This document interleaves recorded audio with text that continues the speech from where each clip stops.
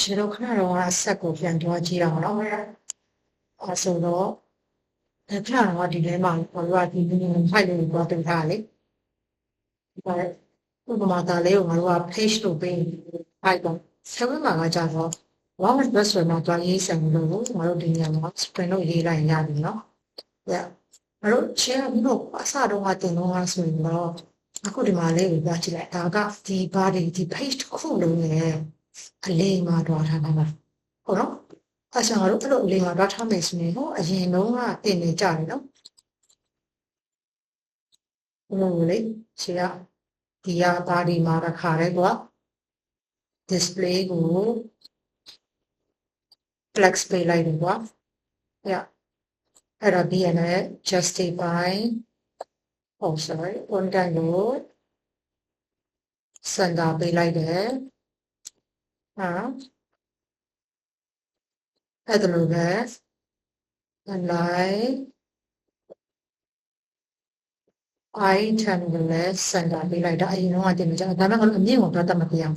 ဒါဆိုအခုအမြင့်ကငါတို့ရှိတယ်များမြင်နေရတဲ့အမြင့်တော့အဲ့အနည်းဆုံးဖြစ်ငါတို့တွေကမင်းနေမှာ height ကအဲ့တော့ဘယ်နဲ့တော့မှတူရမလဲအဲ့ဒါက100 dx ပေါ့နော်ဒါလေးကအရင်ကလုံးမကြတာဒီ page ကိုရှင်းချက်တော့ပြလိုက်တယ်မျက်စိထဲမှာတကောင်တစ်ခုလုံးဖြစ်မှာတစ်ခုလုံးနော်ဒါဆိုတော့ငါတို့တွေကဒီမှာခဏတော့ရှင်းပြောဖို့တကြံတော့အောင်ငါတို့တွေအကောင်လေးကထက်တာပေါ့အကောင်လေးကိုရှင်းတော့ main ကိုယူလိုက်အောင်သူ့ကကြတော့ရှင်းတော့သူ့ဖောင်ထဲမှာတော့ထည့်လိုက်အောင်ငယ်ဆုံးဒီအောက်မှာက footer ရှိတယ်နော်ခုနက footer ကဘာမှမရှိဘူးငါတို့ဖောင်မပေးလိုက်အဲ့ဆိုတော့အဲ့ကောင်တစ်ခုလုံးကိုဒီ box မှာတော့ထိထားနော်ဆရာတို့မှာမရှိမယ် header ရှိမယ် main ရှိမယ်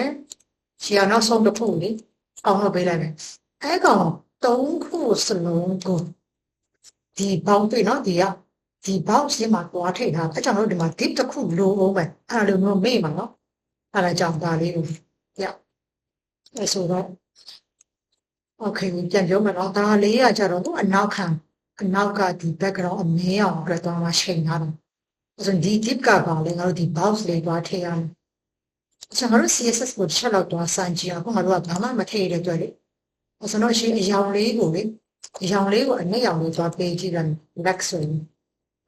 တွေ့နော်ငါတို့ရဲ့ theme ကတော့လုပ်သွားတယ်လုပ်တယ်ခဏတော့ထည့်ထားပြီးသားဆိုတော့ install လုပ်ထားဆိုတော့ shape video ပါနော်ညအဲ့တော့ပြီးတော့လည်းငါတို့ရဲ့မှာရှေ့ကဒီမှာနော်ဒီ header လေးမှာချက်လောက်ရှေ့ကစာပေါ်လေစာသားလေးချက်လောက်သွားစမ်းကြည့်မယ်နော်အဲ့တော့ text ကလည်း reload အားလုံးကိုရှင်းအောင်လေးပေးလိုက်မယ်နော်မတွေ့နော်အဲ့လိုဆိုရင်တော့ခဏပြောတဲ့အတိုင်းဒီလိုမျိုးအားလုံးကိုအလေးမှာသွားထားရှင်အဲ့ဒါလေးကိုငါတို့တွေကထဲဝင်နဲ့သွားမှရေးလိုက်ရအောင်ဒီလိုသွားရေးမလဲ flex adding နဲ့ justify က center နော် adding နဲ့ items ဒါသူ့ရဲ့ထဲဝင်ရေးနေလေ item center မတွေ့နော်အလေးမှာရောက်သွားပြီလုံးဝအလေးတွေတဲ့အဲ့ဒါလေးကိုထားလိုက်ငါတို့ဒီ dip လေးကိုဒီဘောင်လေးကိုသွားခိုင်ဒီဘောင်လေးမှာကလေး၃ယောက်တနေ့ဝင်တယ်ကလေး၃ယောက်ရှိတယ်ဒါနော်ရှင်းရတယ်မျက်စိရအဲ့နော်ဒီကလေး၃ယောက်ဘောင်ခတ်ထားတာအကောင်လေးကိုရှင်းရအဲ့နော် background လေးကိုမျက်စိထဲမြင်တော့ဒီလောက်စေရင်းဆိုတော့ခဏရပေးလိုက်အဲ့နော်ငါချက်ရှင်းokay အဲ့ပြီးရင်လည်းအမြင့်ကိုကကြတော့ဟဲ့နော်ခြေုံငန်းကပြလိုက်အောင် max width ကိုကကြတော့ max width ကိုပြန်ပြီးရင်းနေပေါ့နော်ကိုပဲတော့ပေးလိုက်အောင် custom လေးတကယ်လို့ငါတို့ကဟိုကထဲဝင်ကဟာပဲပေးမယ်ဆိုတည်တယ်လို့တော့ XL တို့ LG တို့ဘာလို့ရှိလဲဘာလို့အဲ့လိုမဟုတ်ဘူးကိုတော့ပေးမှာ custom လေး custom ဆိုကိုစိတ်ကြိုက်တော့ပေးရင်တောင်းခွင့်နဲ့မှာထားထည့်ရတယ်ကိုချင်ခုနကကျော်မင်းတို့စိတ်ကြိုက်တော့ပြရနော်980လို့အဲ့ထက်ပေးလိုက်ရတယ် အခုကခုနကချစ်စေတာပေးလိုက်တာအခြေရပြီအမြင့်ဆုံးတော့အဲ့ထက်ကျော်လို့မရဘူးဒါပေမဲ့ကွန်တန်ကဒီလောက်ပဲရှိတယ်ဒီလောက်ပဲသွားပုံဒါပေမဲ့ငါတို့ရဲ့ကွန်တန်ကရှိတဲ့စာသားတွေကအဲ့ထက်ကိုကျော်လို့မရအရန်များနေရှင်လေအခုကငါတို့ရဲ့ကွန်တန်ကဒီလောက်ရှိပေမဲ့ဒီအခြေအတိုင်းသွားပြီးမှပေါ်ရှင်နေဆိုရင်ငါတို့ဘယ်လိုလုပ်ရမလဲဆိုတော့တင်ထားနော် web ကငါတို့က full လို့ရေးလိုက်ရပြီဟိုတွေ့နော်ဒါကဒီ980ဒီအခြေအတိုင်းသွားယူပေးတာ980အတိုင်းဆိုတော့အဲ့ဒါကဘယ်လိုလဲဆိုရင်နော်အချိန်ရှက်ပြမယ်မျက်စိထဲမှာသူ့ရဲ့ class name ကိုပေါ်လို့မြင်လိုက်မျက်စိထဲမှာသူ့ရဲ့ class name ကို shut container လို့မြင်လိုက်နော်ဟဲ့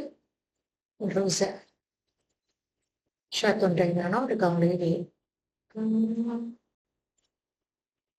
သူ့ရဲ့ class name ကိုမျက်စိထဲမှာတွေ့မြင်လိုက်တဲ့ရှေ့ချက်လောက်ပြပြမယ် share container ပေါ့နော်ဒီနေရာမှာငါတို့ရဲ့ mass width ကဘယ်လောက်သွားဖြစ်မလဲဆိုတော့980သွားဖြစ်မယ်အဲ့ဒါပြီးရတယ်ဟိုဟာလေးကကြတော့မြင် height က sorry မြင် height တော့ share တယ်မိုက်သွားစဉ်းစားနိုင်တယ်စိတ်ကဟိုဘက်ရောက်နေကိုဘယ်ရောက်လဲโอเคဒါလေးကိုပြရှင်းတာသူ့ရဲ့သဘောတရားက width က